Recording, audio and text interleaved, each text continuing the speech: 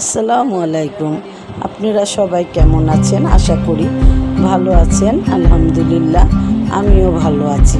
আজকে আমি পটল ভরা কিমা রান্না করব, আপনাদের সাথে শেয়ার করলাম। প্রথমে আমি কিমাটা মশলা দিয়ে মেখে রেখেছিলাম। আদা রসুন বাটা, জিরা ধনিয়ার গুঁড়ো, হলুদ গুঁড়ো, মরিচ গুঁড়ো, গরম মশলার গুঁড়ো দিয়ে পেঁয়াজ তেল দিয়ে একটু পানি দিয়ে মেখে চুলাতে বসিয়ে দিয়েছি। এখন ভালো করে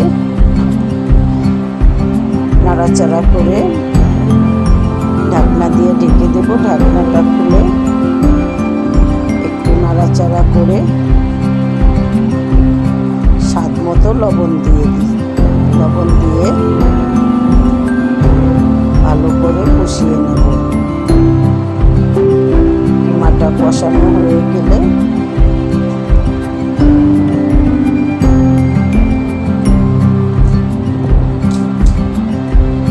চুলা থেকে নামিয়ে পটলের ভিতরে ভরে ফেলব।